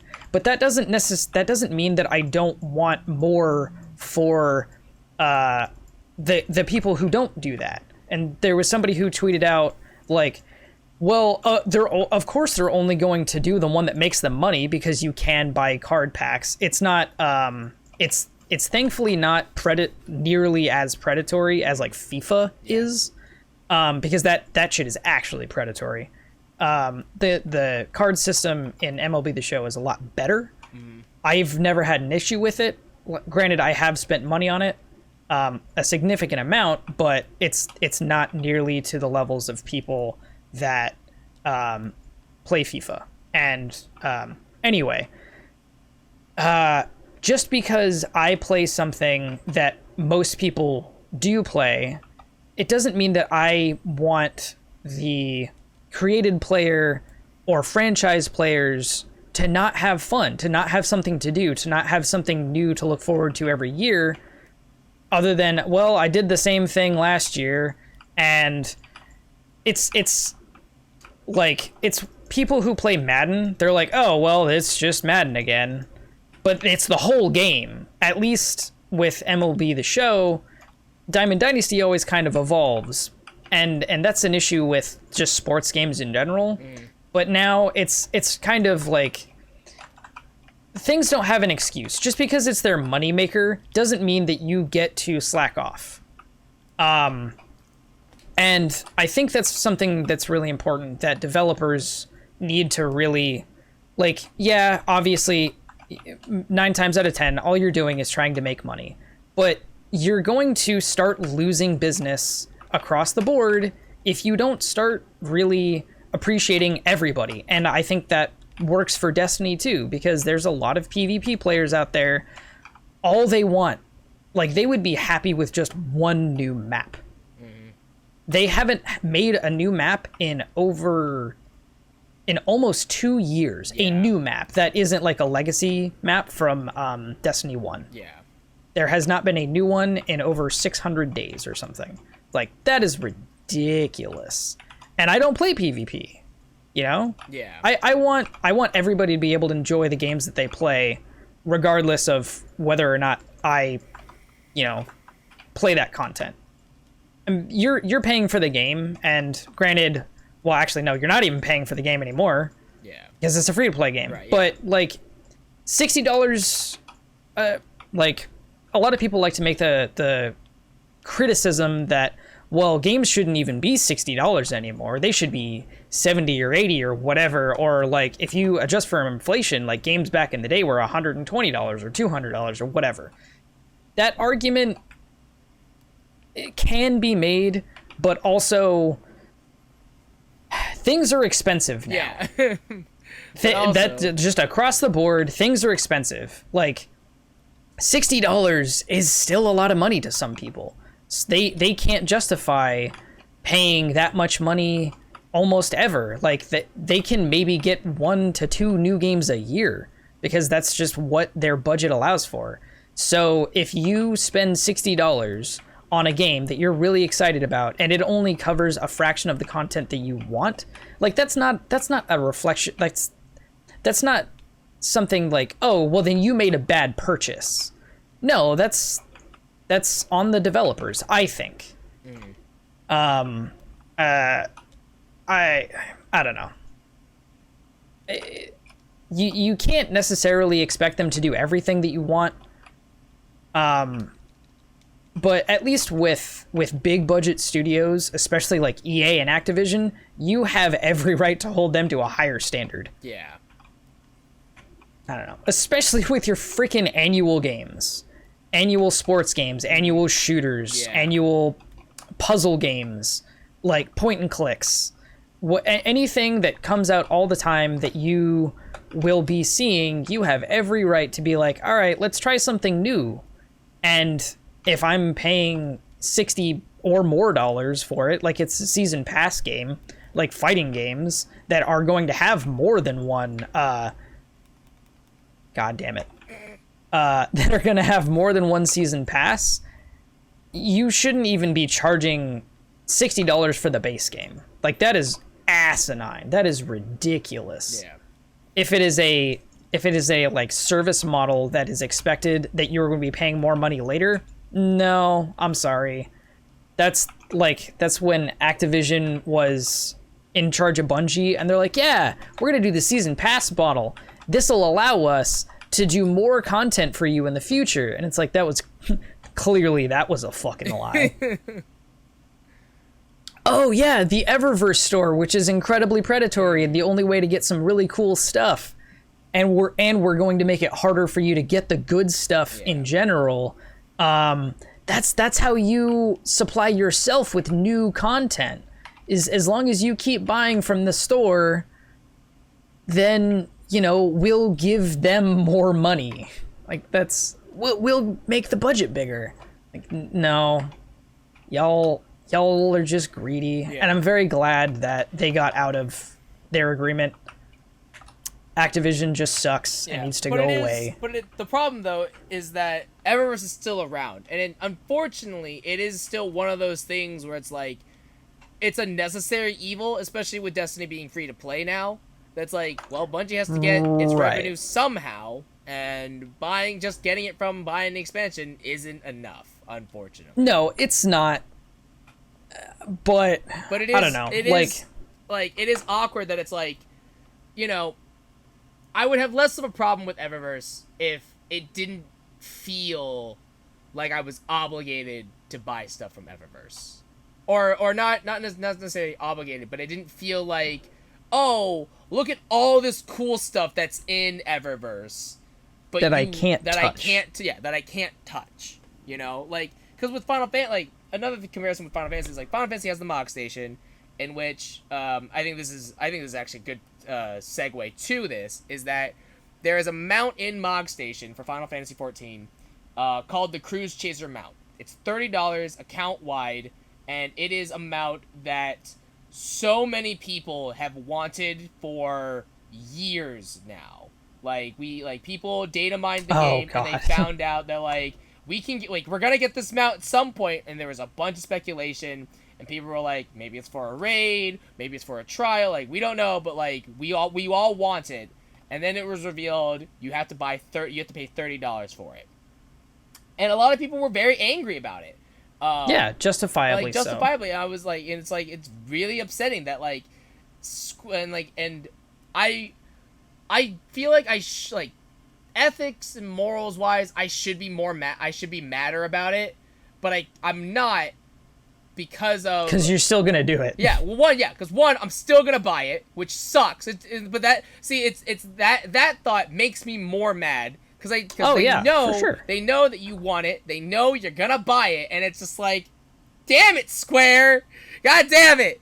Right. But if the only way for us to get the freaking Final Fantasy 15 mount again, if we already didn't know that they were doing a new event, if they put that on the Mog Station, I would buy it. Yeah, and that's shitty. Yeah, and it's one of the things where it's like, I look past it for Final Fantasy, at least, because of this is one of those things that doesn't happen very often. Like, there's still plenty of other stuff in Final Fantasy that is go Arc. Okay, that is equally cool, and if not sometimes cooler than the stuff that you find on the shop. You know, like, I have a bunch of stuff that I personally have gotten and I've worked for, or not worked for in some cases, that I'm genuinely really proud of. And people look at it and they're like, oh, that's so cool. Like, where'd you get it? I'm like, oh, you just gotta go do this. Or you gotta go here. You buy it from this vendor. You know, that's all in-game, and it doesn't cost me a dime. And so when stuff like this happens on Mog Station, I can look past it enough to be like, that kind of sucks, but, like, it only, like, this doesn't happen. This is a very rare occurrence. Versus Destiny, you know, it feels like there's so many things that come out on Eververse that, like, man, I really want that, but I can't have it, and there's no other alternative. Like, there's no, for Destiny, it just feels like not all, but, like, a good majority of the really cool stuff is in Eververse, and unless you want to grind Bright Dust, which is a chore in itself, like, you're not gonna get the fun, cool stuff like other people are. You remember when there were actually Bright Dust bounties? Yeah. Yeah. Although those were just as bad. Those were just as bad because you get almost nothing out of it. You get almost nothing. And they took forever. Yeah, and they took forever. But, like, yeah. And it feels worse in Destiny because it happens much more frequently. Yeah. Yeah. And it is, like, frustrating because part of me is like, well, Bungie's free to play, so they have to get their money somehow. But at the same time, I'm like, I feel like there could be a better way to do this. But unfortunately, I don't know what that is. I can't think of it. Yeah. Yeah, I don't know. I want to support them, but it's like, hey, I want to buy one cool skin for my gun. All right, $10. It's like it's $7, but you can't just get 700. Yeah. And that's so you have to pay $10. Yeah. And that's another thing that it's like, at least again with Final Fantasy, it's like, mount's $30. All right, here's $30. But Bungie, it has its own currency. So it traps you in this weird, not even weird, it traps you in the stereotypical, like, American capitalist bullshit of, like, but you could buy, like, you want this thing, it's gonna cost 700 silver. But you can't just buy 700 silver. No, you gotta buy 1,000. You have to buy 1,000 silver, and then you'll get an extra 100 though. Yeah. And it feels predatory. Oh, it absolutely is. It is. feels so predatory. Which is funny because we've both bought silver before. Yeah, and I mean, you can argue that we don't have a right to talk because we bought silver. Because we are a part of that problem. Yeah, unfortunately, we are the problem. But, like, just because we have... Just because we've partook? We have, you know... Partaken just from because multiple instances, partook... No, it's actually just partaken. Yeah, just because we have partaken in the activity doesn't mean that it's not inherently bad. Yeah. It means that we broke down and we're like, well, there's no better way to do this. That means that the system is just inherently bad. You know, that's a problem with the system, not our judgment. Yeah. Like... I mean, our judgment's there not should be more either, ways. But... No, it's not. But like, I'm not trying to get us off the hook. But it's about the main problem comes with this like insane dependency on microtransactions. Yeah. In any game. All games nowadays have freaking microtransactions. I mean, okay, not all. But, you know, any first-person shooter, many which is the prior transactions in them. The biggest games that are generally played are first and third-person shooters and sports games. With the games with the highest player bases are all of those. Every single one of, like, I can't think of any first-person shooter that does not have a microtransaction that is multiplayer that does not have a microtransaction function in it. Halo Master Chief Collection did not used to, but then they added it. For Halo 5, it was ingrained in the game. Actually, Master Chief Collection, I don't think you can buy tokens, but it still uses a currency to get cosmetic only upgrades. Like, nothing in the game is necessary for you to purchase, but it's like, hey, do you want this cool skin for your battle rifle? Well, gotta like at least increase the amount of playtime you have, or you know, I'm sure that if they were to add microtransactions, the only reason they're not is because they would face so much backlash. Yeah. I think they were going to at some point. I mean, it is. I think it's another thing is that another thing is for Destiny, like you said, like you could either pay silver, you can pay money to get silver, or you can get bright dust. And you know, at least back in the day, we had ways to get bright dust. You know, there was a way, there was a way to circumvent the paywall. But with how Destiny functions now, like, yeah, you get bright dust from the seasonal challenges, but once you get those challenges, you don't get any more bright dust. So, like, you could do all the challenges. Yeah, the challenges and the season pass. Yeah, and the season pass. So, and if you don't buy the season pass, if you get even less. Yeah, you get even less. So it sucks that, again, I feel like I'm strong-armed into, hey, give us, I'm strong-armed into giving Bungie money because I don't have a choice.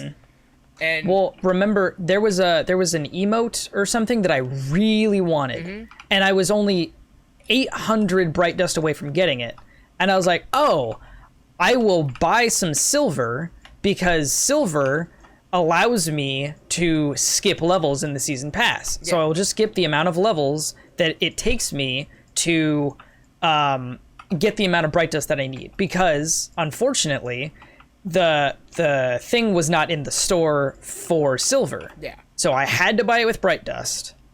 And I could only get bright dust by buying silver for the season pass. Yes. The issue was that Bungie's like has this system in place where it's like, oh, we don't want you to hit level 100 before X date by just buying it, because that would be unfair to everybody else, because your season pass matters absolutely jack all to your actual power level or anything in the game. Yeah. It doesn't do jack shit. Yeah. So having a gate there is an issue. Like, it's not an issue. It just doesn't need to be there. But unfortunately, I was not able to get the Bright Dust that I needed because there was like a timed window of when I could spend the silver to buy levels. So not only did I spend money on silver to get Bright Dust, I wasn't able to get the Bright Dust because they have a window of time that you can and cannot buy it. Which is, that's not predatory, it's just annoying. So I ended up missing out on the thing that I even spent money for. So I wasn't able to get the thing. I used all that silver later when I could. Yeah, I just wasted the money. I was like, well, that felt super great. I mean, and granted, it's my own fault, but the only thing that was the issue was that I had no other way to make Bright Dust outside of just either grinding super hard. I needed like 20 or so levels to even get the 800. Might have been even 30 levels to get the 800 Bright Dust that I needed to just get one emote that I liked, that I really wanted. And it's like, really? Yeah. I don't know. Yeah. I still don't have it. And again, like the only way for you to get Bright Dust is to do the seasonal challenges or from the season pass. And obviously because the shop rotates every week, you know, you essentially have that week to get the Bright Dust that you need for right. Or you're fucked. Yeah. And on top of that, it's even harder because the seasonal challenges unlock weekly. So like right now, right, if we look you only have 6. Yeah, we only have 10 challenges to do for seasonal challenges. Out of those 10, 1, 2, 3, 4, I think 6. I think 6 of them give us Bright Dust, but I think they only give us, I want to say, a couple hundred maybe. Yeah, it's not much. Yeah, and so you were short how much? 80, 800? 800. 800. So I mean, even so, in this context right now, you wouldn't even have enough.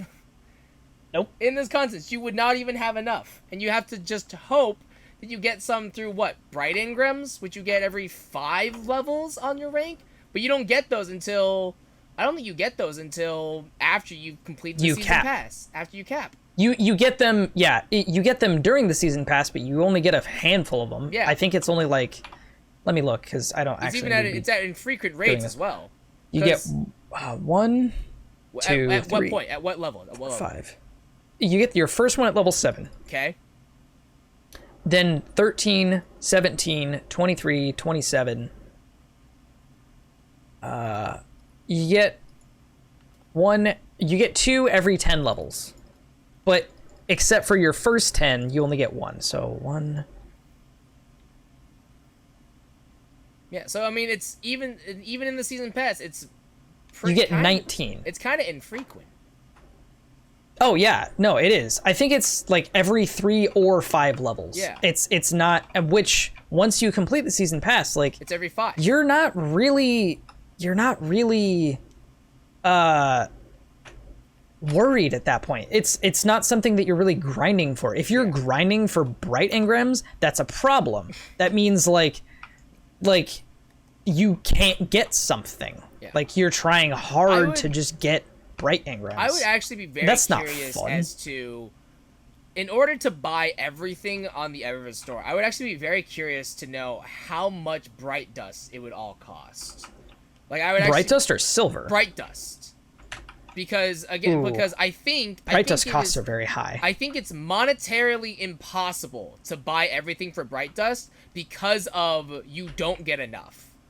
I think it's monetarily impossible. They make it that way. Yeah. Which again, and it's like that's frustrating that subtly you don't have a choice technically at spending money. or you are gated in picking and choosing what you want. You can't, like, it's frustrating to think that if you have like much like in the real world, if you have money, you can solve all your problems typically. Yeah. But in this, it's like, no, monetarily you can't buy everything with Bright Dust, which kind of blows. Especially if I have to pick it. I really do have to pick and choose what I want every week. Yeah. Like, oh, hey, Versus, I'm always going to buy the shaders. Yeah. Versus, because Joe Moneybags is just like, I'll just buy everything I want. Fuck it, I don't give a fuck. One of the other issues that I have, and it goes back to the issue of Bright Dust, is like I would pay to get Bright Dust because, like I had an issue with before, I wasn't even able to get the thing that I wanted because I couldn't just get Bright Dust. Mm-hmm. Like, I think that, and this is gonna sound really dumb because I cannot believe I'm actually advocating this, I wish that they could be available for Silver and Bright Dust. Yeah. Because if you don't have Bright Dust, you should still be able to get it somehow. And that's so shitty that I have to be like, well, I really want it, so at least allow me to buy it with actual money. Like, that's stupid. Yeah. I mean, to counter that argument, when it was first released, you could buy it with money. No. At the time, I don't think Silver was in the game. Yes, it was. Yeah, it was. Absolutely was. It launched with Silver? Yeah, it launched with Silver, yeah. Okay, well, also, this emote is from literally year one. Yeah, so I mean... Year one. Yeah. And so it does not rotate at all. It won't, yeah, it wouldn't have rotated as frequently. Like, it would have rotated maybe once, which I think is another thing that's also frustrating that with Eververse store, is that its rotations are trash. Oh, it's super like, bad. they're so bad. There was, I had a problem. They need to give more options. They need to give more options more frequently, is, I think, the biggest thing. It's just, like, their options are not good, and also, they're just not frequent enough. Like, for me, my problem was, during one season, there was an armor set that I really, really wanted. But I didn't want to... Was it the Dragonfire Regalia? No, it was not Dragonfire Regalia. It was, hold on, I have to look at it. Because I was doing a completely other strike. What do you mean? I went the completely wrong direction. Amazing. It was the Forbidden Visage set. Which was only in Eververse. And you could buy the whole set with Silver, or you could buy individual pieces for Bright Dust, but they rotated weekly with the shop rotations. Yeah. I didn't really want I saw the whole armor set and I'm like, it's okay. I only wanted a couple pieces from it. And specifically one of the pieces that I really wanted was the Warlock Bond. I really wanted that singular piece.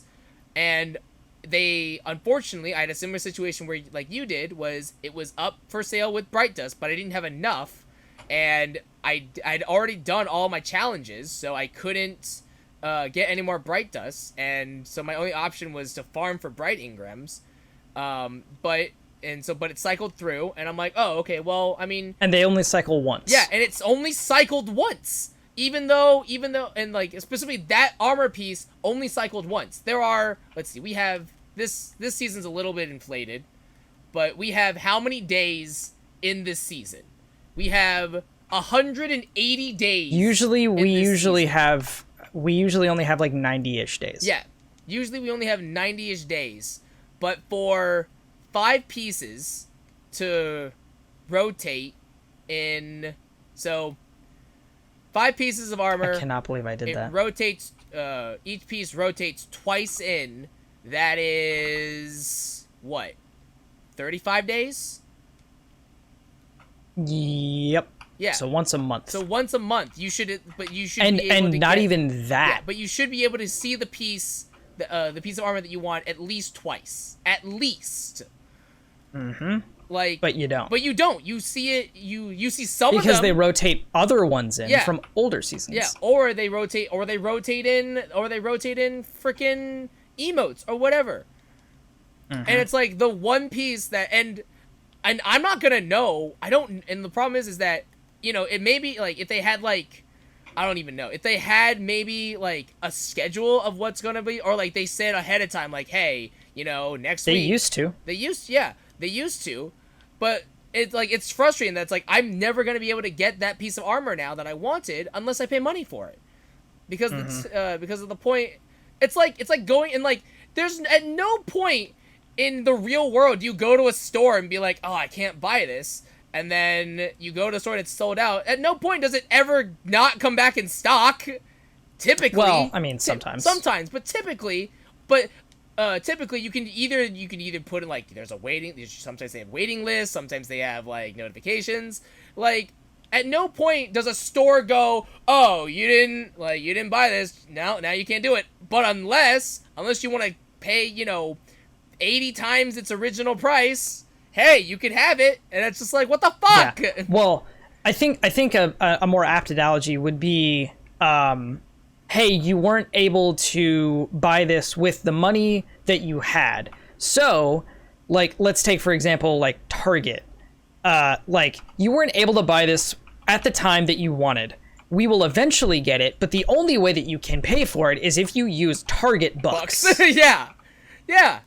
It's like, but those you have to buy with more money than you even wanted to spend. Yeah, it's more expensive to buy the Target bucks to buy your thing. And then you might get it if you hit our waiting list at the right time. Yeah. Like, but like, make sure you have those Target bucks ready. Like, what? Yeah. And the worst part is, if some Target CEO is watching you right now, that is a very real possibility that could be implemented in the future. This kid's onto something. Yeah, we can make them pay to pay. Oh shit. It's like fucking chips at fucking casino. Where like it's a little different because chips at a casino actually have real world value, monetary value, and you don't like if you pay for $100 worth of chips you get $100, but it is the same thing. Or it's actually, I think a better example would be tokens at an arcade. Yeah, they don't hold value outside of that place. Yeah, like you pay for a quarter. Or you give them a quarter, they give you one token, but you can't use that token anywhere else. Unfortunately, with the Target buck or silver, it's not only is it proprietary specifically for the thing that you're using, but you're getting more than you even need because they're forcing you to do that. Yeah, it's capitalism is fun. Gotta love it. I don't want to play the capitalism game anymore. I was already bad at Monopoly, and I cheated. Oh, I hate Monopoly so much. I love Monopoly, but like you literally can't win unless you cheat. Yeah. And that is so depressing. That is incredibly accurate. If that doesn't hit home close to home, I don't know what does, honestly. Or it's not that you can't win, it's just like it's incredibly hard to win unless you cheat at Monopoly, which is a fictionalized version of how real world money works. Ugh. I don't know if I like your skin for your gun. Like I do, but I kind of don't. Which gun? My Chroma Rush? Yeah, your Chroma Rush. My Chroma Rush. I like the gold. I just couldn't see it very well. It might have been just the lighting. Yeah. It's not bad. Yeah, it's gold. Just, yeah. It's gold. Looks good. I got the black and red going. Did I get a seasonal challenge done? What else do we have? What else can we talk about?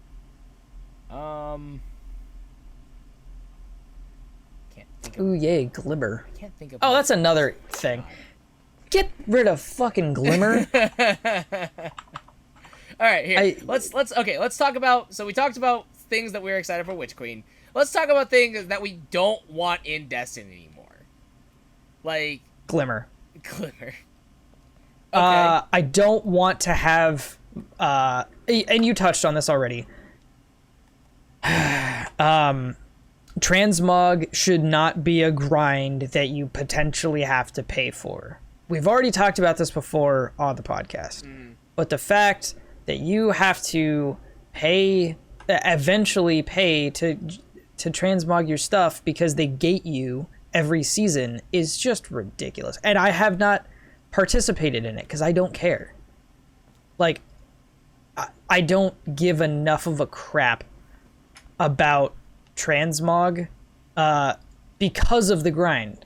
Like, it doesn't do anything for me because I already know that I'm gonna hate it, so I just didn't partake, and that sucks because it's a system that a lot of people want, and like, I don't support transmog because transmog is inherently broken. I don't like. I support the free transmog. The system that they use for transmog. I don't like the fact that, and Dado actually makes a video about this that again makes a very compelling argument, which I don't like the fact that it's the way that transmog, the introduction worked is that each character class that you have has 10 slots for transmog. It's 5. Or it's 5. It was only slots. in that one season. Yeah, it's 5 slots, but then you can buy up to 10, or not buy, you can earn up to 10 from grinding, from doing the bounties, from grinding the necessary materials, getting a bounty, and then getting your transmog plate, whatever you want to call it, that way. And you can do that up to 10 times per season. Again, it's only 5. Is it only 5? Pretty sure. It was 10 for the first season. Because they gave you 10 free ones, or they gave you 5 free ones, and then you had to grind the other 5 out. Oh. Okay. Yeah. So you get 1 full armor set per season now. But then you can buy, I believe it's 10 more. 5 more. Is it 5 more? I think it's only 5 more. Hold on, I'm literally pulling up the store right now to see if it's here.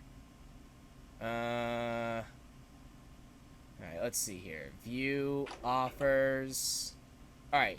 Yeah, you're right. It is, you can buy 5 extra ones. So they give you 5, you can work for 5, and then you can buy 5 more for a total of 15. Well, again, now it's only 10. No, they scaled it back. No, the maximum is 15. I literally just checked. No. I'm saying last season they gave you 5 for free, and they're like, all right, you're not going to get this anymore. And then now you have to work for 5, and you can buy 5. That was the whole point of it. Like the introduction was you just get 5 free for the first season that it was implemented. I think and then unless they backtracked on that. I think you're confusing it. I think it was, they did it that way because they just introduced it, so it was like a gift. Yeah. But I think typically you work for 10, but you can buy 5 for free, but you can buy 5 from the store. Oh, well, yeah. Again, I haven't partaken in it, so because I just looked at how many you can have, and it's a maximum of 15. Well, they might have backtracked on it because in Dado's original video, they're like, all right, you can get 3 full armor sets this season. If you buy 5, you get the 5 free, and then you work for the 5. It was 3 armor sets per character. And then he's like, but later, you're only going to get two armor sets per season per character. That was the thing. It was specifically 2. Okay. Which only equates to 10. Okay. Okay. Well, anyways. Yeah. Regardless. Here's the problem. Here's the problem that I have. A problem that I have is the fact that so again, let's just say you're allowed a maximum of 15 per character. The problem is that, for me, it's like, okay, I have 15 per character. That sucks. I'd like more, but like, okay, sure. Let's just say I'm okay with it. Let's just say I am. For people who have only 1 character, they're still only allowed 15. Like, the fact that you don't, as opposed to 45. As like opposed me, to 45. I am never putting in the effort. Damn, I got nuked. I am never gonna put in the effort for my Warlock. I'm not even gonna put in the effort for my Titan. But if I decided to, I only play Titan. The only reason I play Hunter or Warlock is because I want to run the raid more times for more guns. I don't care about armor, so it doesn't do anything for me. I just want the good guns from the raids or whatever activity. Or I just want to play it more with my friends, and we decided that we wanted to switch it up. Yeah. You know? Like, so that's, yeah, I am in that minority of people. Honestly, I feel like it's a majority of people. And it's that would be like, fuck that. It's frustrating that Bungie... it's frustrating that Bungie attempts to cater to casuals, like people who don't play as much, but at the same time, they do stuff like this that literally only benefits the people who play a lot.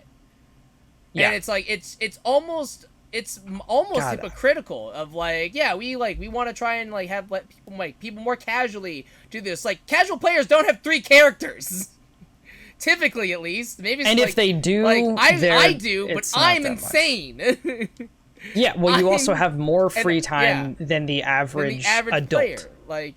Like some people, if they're really dedicated, sure, some casuals will have 3 characters, but a good majority, I would believe that the average casual player would have no more than 2, no more than that. And even then, that's really pushing the envelope. Mm-hmm. And it's just like, it's so frustrating to again be told, like, you know, we want more inclusive, we be more inclusive, we want people to have more accessibility, we don't want this to be nearly as much of a grind, and yet you put in these systems where it's like you don't even have a chance of completing the grind unless you do it on 3 characters. Yep. Like, it's mind-boggling. So what else do you not want from Destiny 2? Outside of transmog and fuck Glimmer and give us more options. I want ghost shells to not be a thing that you have to masterwork. Oh, absolutely. Like, I want ghost shells to just not be needed to be masterworked. You masterwork the... I think it would be interesting to masterwork the slot of Ghost. Mm-hmm. Like, because the only thing you're going to have in there is a ghost. But the ghosts are purely cosmetic. Yeah. They're not like armor. So you masterwork the slot. Maybe it can take a couple more resources because it's the entire thing, and whatever you put in there, whatever ghost you put in there, gets all of the bonuses from the previous thing. But since it's purely cosmetic, then, you know, who gives a shit? Yeah, and I mean, I think that would be a fair compromise. I'd be willing. The buffs that you get from Ghost mods are primarily resource based. Like, you get more resources from completing strikes, Crucible, Gambit. You get more Glimmer from killing enemies. Even though, it's not a substantial amount, but I mean, it'll add up, sure. Like right now, I have an experience boost mod that gives me, I think, an additional 4-5%. Yeah, I get an additional 8%, which, you know, isn't a lot, but it's a nice thing to have. But it doesn't... It's something. The only experience I'm getting is just getting through my season pass faster, which doesn't affect my game at all. Like, a lot of the things that you are getting, a lot of the benefits that you're getting have nothing to do with the game. At least you're not getting gameplay sense. Better weapons, you're not getting higher light, you're not increasing your power level. It doesn't... It's purely, like, fluff. Yeah. I don't know. Yeah, and so, like... What? And so I find it just mildly frustrating, but more so just pointless. Like, why... it sucks, because I love collecting stuff in this game. I do. I love that, ever since they put it into collections tabs, I love just seeing all the pages of all the stuff that I collected. I'm like, oh, it's so cool. But it's frustrating, because, like, I want to use it, but that means I would have to masterwork it, which is just resources that either I don't have or I cannot afford. Don't want to grind for. Yeah. Because especially for a thing that doesn't really affect my gameplay in any sort of way. Like, I can look at it and be like, oh, that's awesome, and smile. Like, that's it. There's really nothing else. And it's frustrating that it's like masterworking other pieces of gear has a point. It has a purpose. You know, you increase a stat. You get a, you get a stat for a weapon. A specific stat for weapons. You get, masterworking armor, you know, increases all your stats for that armor, you know? Those are factors that actually affect my gameplay. The Ghost Shell does nothing for me, gameplay-wise, essentially. It just makes my life easier or more convenient. It's, yeah. And barely. And barely, yeah. It barely does that, even then. So, like, I would get rid of... God, this game hates me. The premise, I would get rid of the premise of having to masterwork a Ghost Shell, because I think it is literally pointless, and it's just a waste of resources just to make my life more convenient. I say this game hates me, and then it gives me my favorite shotgun. Yeah, at the very least, if they're not going to do that, give me transmog for Ghost Shells then. If you're not gonna do that, just let me I don't need to carry around all these ghost shells. I can transmog armor. I should just be able to transmog my ghost shell. Just let me do that. Honestly, I will settle for that compromise so hard. I'm like, sure, at least allow me to use these other ghost shells that I've worked for and that I've earned, without having to use the resources to masterwork it again. Because why would I do that?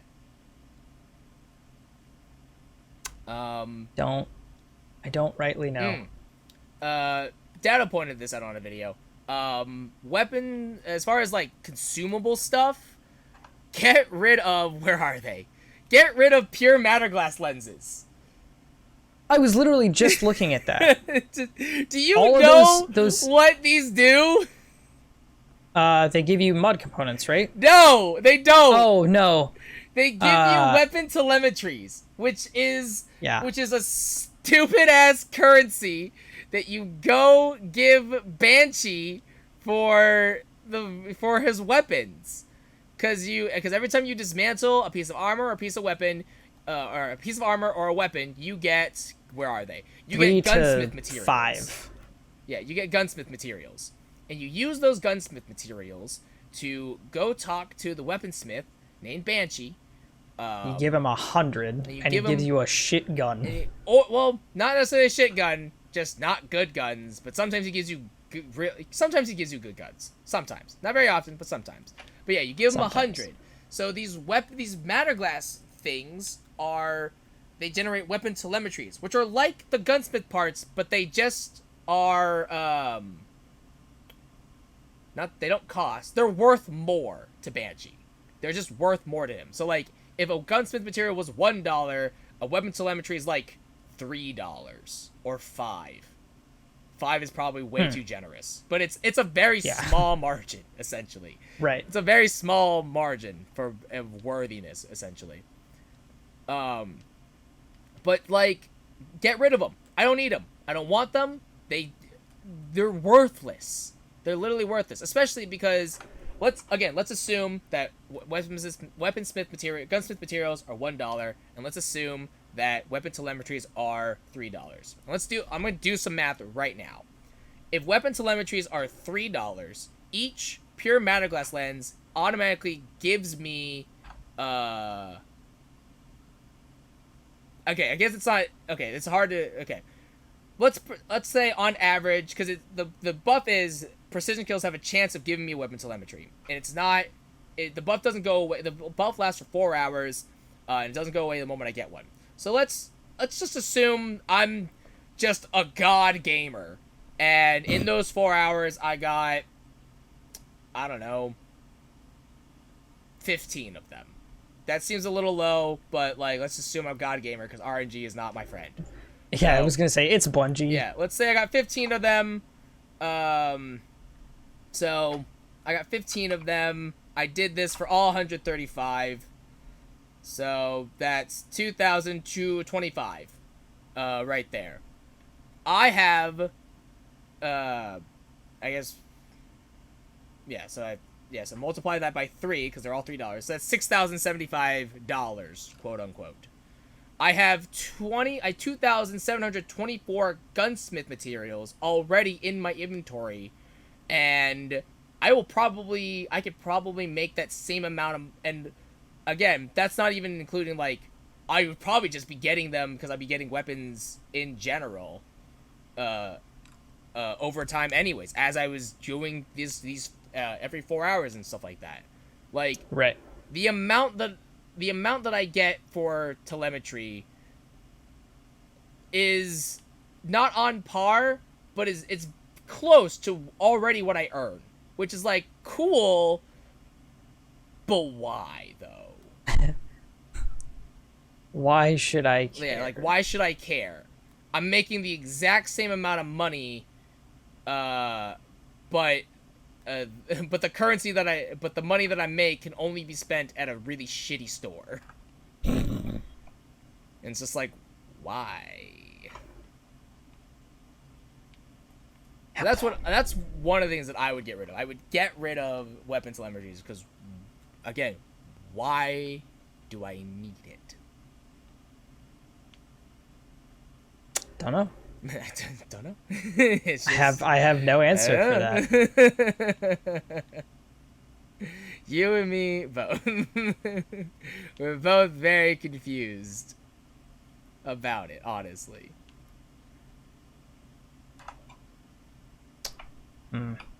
Well, that seems like a good spot. On that oh so fun rant, I think that is a good place for us to call it on this episode of the C Plus podcast. So thank you everyone for tuning in. Obviously, if you want to check out the VOD, if you miss anything, you can check that on my YouTube channel next week. But we will see you in 2 weeks' time. And as always, though, my name is Shogun Shin. That is Hex Ginkgo. This is the C Plus podcast. And we will see you guys next time. Bye, everybody.